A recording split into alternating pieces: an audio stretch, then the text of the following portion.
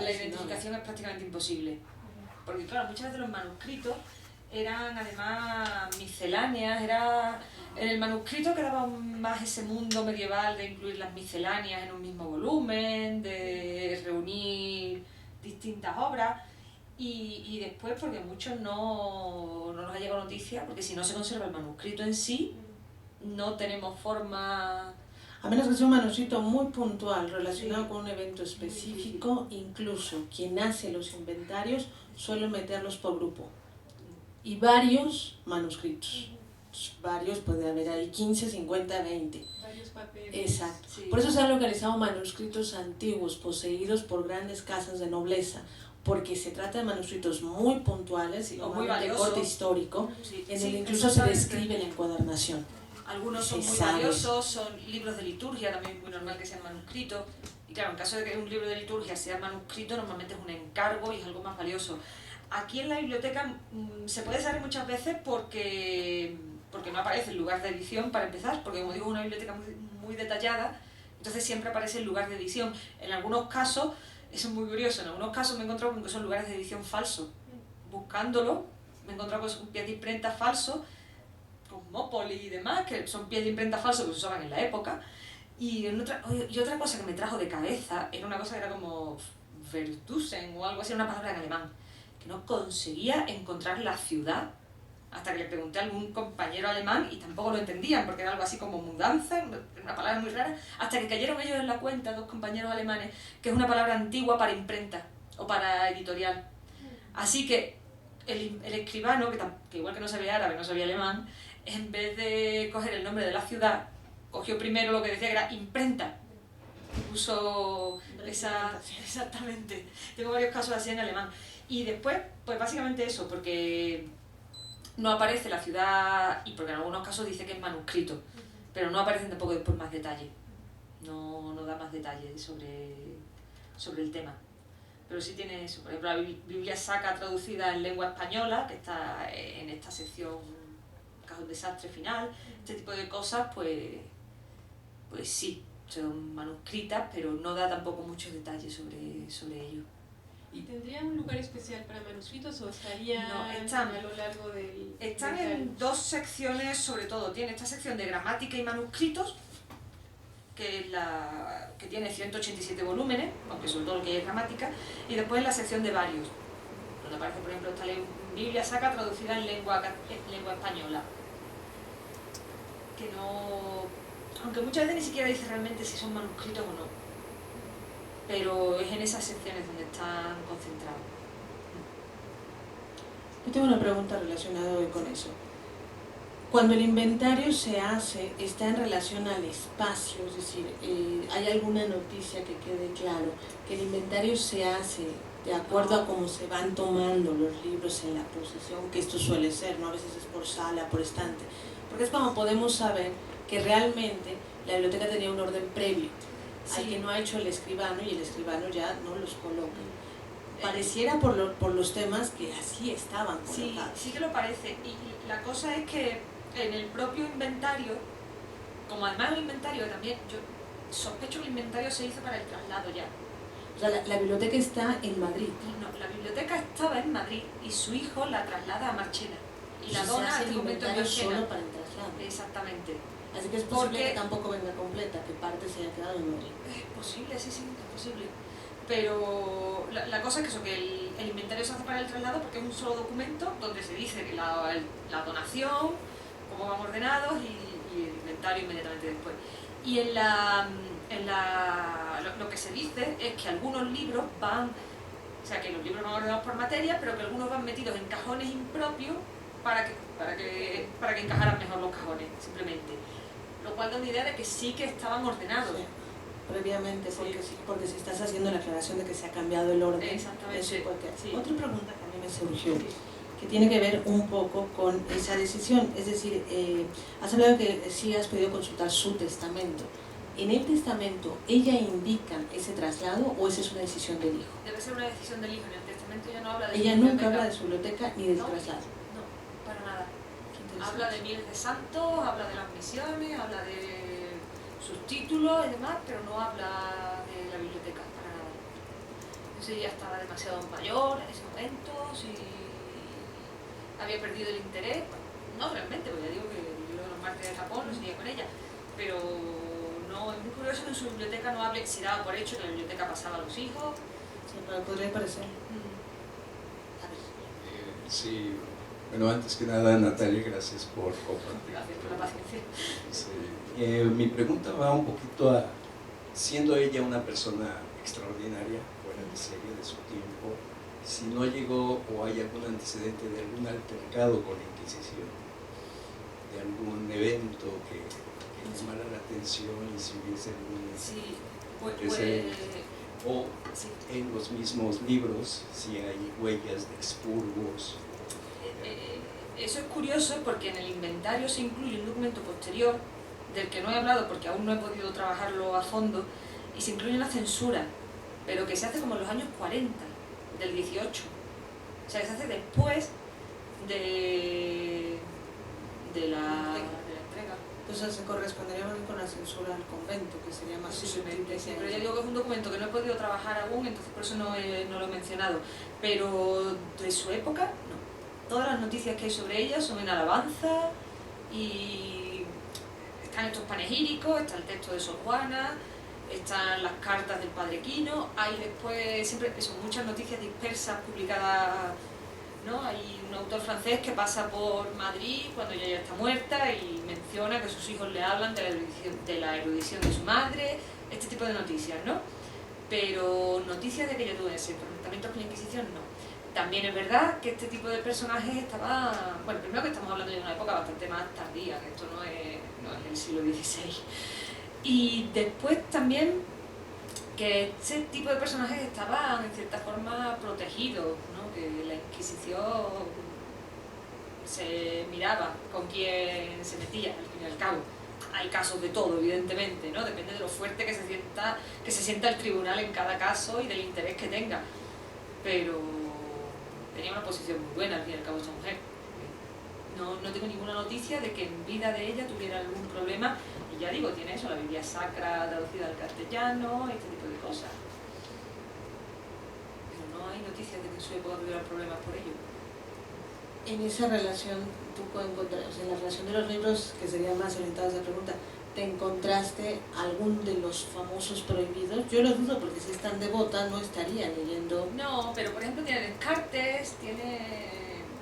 Pero bueno, pero que esos van a tener una prohibición, sí, como muy posterior, no hay Lutero. Me refiero a Lutero, no, o sea, los grandes heresíacas no están ahí. O sea, estos grandes castigados, no, también ya estamos en una época de para qué, ¿no? Pero por ejemplo sí que claro, eso lo hace muy distinto como si en una biblioteca del 16, por ejemplo, que son las que más he estudiado yo, porque es verdad que ni de lejos están los grandes heresiarcas, pero al tener tantísimos libros, por ejemplo, son libros sobre Laponia, sobre Moscú, sobre, claro, son libros que vienen ya de territorio hereje, pero en estas fechas importa menos todo eso. O sea, ya no es tan importante que un libro venga de Ámsterdam o que venga de la Alemania protestante, todas cosas, porque es que si no vienen de ahí, lo mismo no llega. Grandes claro, productores de exactamente, claro, sí, pero eso, los grandes heresiarcas clásicos no están. Tampoco le interesaría mucho, creo yo, viendo su biografía y su biblioteca. Sí, viendo su devoción, sí, por favor. Yo, además de felicitarte por tu excelente trabajo tan interesante, quisiera preguntarte si dentro de ese inventario puedes tener una idea de la presencia de algún libro antiguo para ella, de estos libros miniados, góticos, medievales, un libro de horas iluminado, algo así. Algún libro más antiguo hay, sí que hay. Lo que pasa es que por la misma forma en que se constituye esta biblioteca, como digo, parece que se constituye fundamentalmente en Madrid, pues no es una biblioteca caracterizada como otras bibliotecas de nobles en la que uno va a encontrarse una buena cantidad de manuscritos y de libros muy antiguos que se atesoran por su propio valor como libros antiguos. En esta no hay tanto, puede haber alguna cosa, pero no demasiado. Estamos hablando del tema de la Inquisición, estoy mirando aquí y entre este cajón desastre que es el final está el Expurgatorio del año 1707, tomo 1. O sea, que revisaba que leía, ¿ves? No era tonta la niña. Una cosa había, claro. Sí.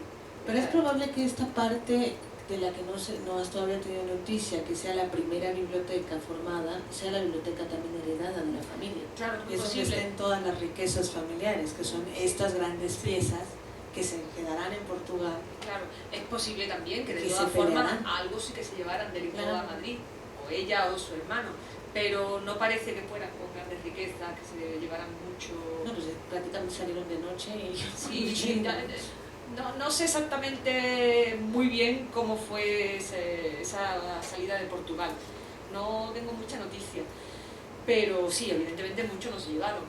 No es que en las mejores condiciones, no es un viaje Claro, de corta a corta. claro, entonces puede de todas formas que algo se llevara, pero la biblioteca se ve que está fundamentalmente hecha en Madrid, desde Madrid. Al menos eso es la conclusión que tengo en este momento, en este estado de mis estudios, que se forma sobre todo desde Madrid. Bueno, yo nada más quisiera preguntar, en esta época, ¿cuántas mujeres del mundo ibérico, Sí. compartían estas características similares a las de Guadalupe? Pues no muchas, pero las había. Y como dije al principio, a mí lo que me resulta interesante de este personaje no solamente es su individualidad, ¿no? Cómo destaca por el tema de sus pleitos, por su erudición, las misiones y demás, sino porque se enmarca dentro de un grupo, de un tipo de mujer que no es única. Son extraordinarias, pero no está ella única, no está ella sola. Ahí está también la duquesa, no me acuerdo ahora, de Paredes, la que fue virreina de Nueva España, que es la que apoya a Sor Juana. Están este tipo de mujeres eruditas, que no son muchas, pero que ya desde el siglo XVII se van abriendo paso y van siendo cada vez más frecuentes, de las que conocemos sobre todo las que han sido escritoras y han dejado una obra así importante, como Sor Juana, como María de Zayas en España y demás, pero que después están también todas estas nobles que montaban tertulias, que tenían bibliotecas, en torno a las cuales se reunían otros escritores o intelectuales o misioneros. Al fin y al cabo los misioneros son muchas veces intelectuales también, son también escritores, que a veces hacemos esa distinción entre religioso, pero un religioso, la mayoría de los escritores eran religiosos en esta época, o sea, no podemos olvidarlo, y que eso, que apoyaban, financiaban, alentaban, eran dedicatarias de sus obras. Entonces no son muchas, pero hay unas cuantas, no es un caso tan aislado. Eso yo creo que lo hace más interesante todavía. Para eso podría ser conveniente recomendar el libro de Pedro Cátedra, ¿no? De las bibliotecas de mujeres del siglo XVI, que da una idea un poco de este panorama. Sí, exactamente. Ahí pero yo sí creo que muchas... sería la inversa, y más bien por las noticias, es decir, parecería que este siglo XVII fue el siglo en que pudieron, ¿no? Florecer, y que el siglo siguiente sería como más reducido porque las noticias se empiezan a reducir más y estas bibliotecas empiezan a tener esta tendencia de heredad. Es decir, sí, la portadora es una mujer, pero ya es una biblioteca o muy característica en la devoción o muy extraña en la posesión, ¿no? Que ya encuentras estos datos de relación entre la persona y el objeto poseído. Habría que hacer un estudio mucho más global para eso. Es verdad que en el siglo XVI, o sea, el Renacimiento en general no supone una mejora en la situación de la mujer, sino más bien todo lo contrario. Exacto. Conforme más se regula la situación de los súbditos, pues en principio peor le va a las mujeres. Eso ya es algo que se ha establecido en la historia de género de hace tiempo. Sí. Pero es verdad que al mismo tiempo, ya desde el XVI, primero en Italia, claro, que es la vanguardia intelectual de Europa, pero después también en las cortes, tanto las cortes regias como las cortes nobiliarias, ya desde el siglo XVI empiezan a aparecer estas mujeres eruditas, estas escritoras, son todavía muy escasas. El XVII, digamos que recoge el fruto de todo eso. Y aunque quizás no aumente el número de mujeres lectoras a nivel más general de la población, sí que hay cada vez más estas mujeres eruditas, ¿no? Está también, por ejemplo, esta autora que desde Ámsterdam hace esta traducción del Flagellato y que además creo recordar que en una de las ediciones sí menciona, o sea, mete, porque, o sea, a ver si no me equivoco de nombre, tengo una memoria también, pero creo que se llama Isabel Correa, porque ella pero es sefardí, en una de las ediciones mete en medio un Raquel o un Esther, que en otra no aparece. igual que en una edición está en Ámsterdam y otra en Amberes, pero yo no sé si la de Amberes es cierta o en realidad todo está hecho en Ámsterdam, que es de donde es ella, porque es de la comunidad sefardí. Y después se pone Amberes para que todo, y se quita el Raquel o el Esther o lo que sea, para que todo parezca más católico, ¿no? Pero bueno, quitando eso, ya el 17 ahí, claro, hay una cantidad de mujeres eruditas, mujeres sabias, y el 18, claro, que yo no sé ya en el ámbito hispano, en el francés sí sabemos que hay en el francés muchas. sí, pero en el hispano no, bueno, al menos de las noticias que hemos tenido ahora y en todos los estudios que se han hecho sobre bibliotecas del 18, el número de bibliotecas femeninas es mucho más reducido que el siglo anterior. Y suelen ser estas bibliotecas que lleva esa pregunta, ¿no? ¿Son sus bibliotecas o están heredando bibliotecas en esa transmisión? Sí, habría que hacer esa duda, global, ¿no? quizá, sí, reuniendo una buena cantidad del 17, del 18 para verlo. Pero en el 17 ya hay... Sí, ¿no? Sí. Y son esta suma, ¿no? Lectora y escribe libros. Sí, claro, exactamente. Esta doble dualidad. Porque ya las otras son lectoras y esas sí son abundantes, pero está como más metida esta influencia de que se vale leer, pero no se vale escribir, ¿no? Claro, claro. No, pero fíjate, hay muchas que escriben y que bueno, Sor Juana no solo escribió, luchó por poder seguir escribiendo. Sí. No, precisamente quería comentar eso. Es que fuera de Sor Juana, sí, como un caso extraordinario, exactamente eso, un caso extraordinario, estaba recordando el comentario de la marquesa Calderón de la Barca con respecto a las mujeres mexicanas cuando vino, que no cabía, para ella no cabía tanta ignorancia, ¿sí? Porque estaban todavía entre que no podían leer, y sabían leer muy poco, y lo que les dejaba leer el padre, el cura, el sacerdote, era muy la línea de la época, y por supuesto que estaban mucho más atrasadas que las europeas. Bueno, con respecto a eso, bueno, primero hay que ver la opinión que se tiene siempre de la metrópoli, del que llega de la metrópoli a la colonia, que siempre va a ser negativa de inicio. Pero bueno, aparte, claro, es que encontramos esa diferencia entre lo que es el común de las mujeres, que en su mayoría son analfabetas, porque la escritura y la lectura en esta época son cosas útiles. ¿Útiles? O sea, no útiles en general como la consideramos hoy día un derecho humano, sino útiles para determinadas funciones, ya sea para el trabajo, ya sea porque bueno, un noble necesita saber leer y escribir, un funcionario evidentemente, a un mercader le viene bien, aunque no es obligatorio. O sea, pero es una cosa práctica, así que se aprende en función de esa practicidad y se practica por ello también. O sea, que no es un derecho, y menos aún en las mujeres. Hay pocos motivos para que una mujer supiera leer y escribir en esta época. Lo que pasa es que una noble, claro, ya más en el siglo XVII, era de mala nota que no supiera, obviamente. Pero aparte de eso es que no había muchos motivos. Por eso encontramos un nivel general de las mujeres en que en su mayoría van a ser analfabetas, y después ciertas mujeres que van a poder leer, pero sobre todo van a estar restringidas a esos libros de devoción, vidas de santos, o sea, restringidas entre comillas, porque eso es lo que decían los teólogos, después leían más de lo que, posiblemente más de lo que le permitían, pero bueno, en principio la teoría está muy clara de lo que debe leer una mujer, y eso lo está escribiendo ya Luis Vives, y lo está escribiendo Tomás Moro, y vamos, para el 17 eso ya además, o sea, son teorías bastante antiguas ya, y que están muy claras. Y después tenemos este grupo de mujeres eruditas, de mujeres sabias, que pertenecen a las élites de la sociedad, que eso es lo que les permite en realidad dedicarse a esto, que son mujeres que cuentan pues con las bibliotecas de la familia, con un ambiente, con haberse creado un ambiente erudito, nobiliario erudito, además que no siempre coincide obviamente, o con ser personas muy extraordinarias como Sor Juana Inés de la Cruz. Entonces está ese grupo de mujeres que ya sea por su extraordinaria belleza personal o porque están en ese círculo de erudición rica, digamos, que pueden permitirse ese lujo, pero claro, siempre tenemos que tener en cuenta que es una minoría que puede ser muy activa, igual que todas estas eruditas francesas que después van a animar en el siglo XVIII, las tertulias, las reuniones, los salones. Ahí las mujeres tienen un papel muy importante, pero claro, son una minoría, nunca nos podemos olvidar de eso, para empezar porque pocas pueden leer y escribir. Sí, de las pocas que saben, la mayoría van a estar orientadas a esas lecturas que les indica el párroco y después y el confesor. Y ya después está este nivel escaso pero muy importante, claro, de eruditas y de coleccionistas de libros o de otras cosas. Por ejemplo, María Guadalupe de Lancaster también pintaba, y en Portugal incluso hay un par de pinturas de ella.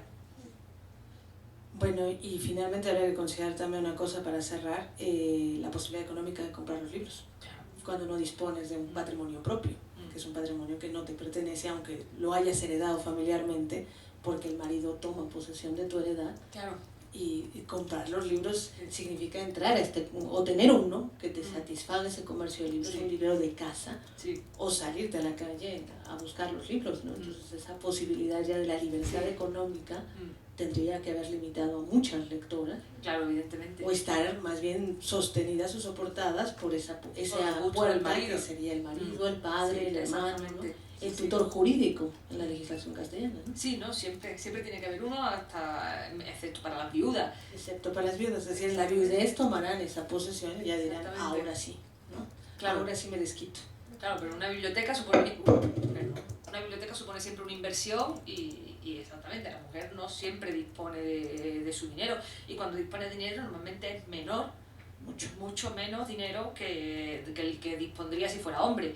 Entonces, claro, eso también es un hándicap a la hora de formar una biblioteca, pero todo eso hay que tenerlo en cuenta siempre, todo este tipo de factores.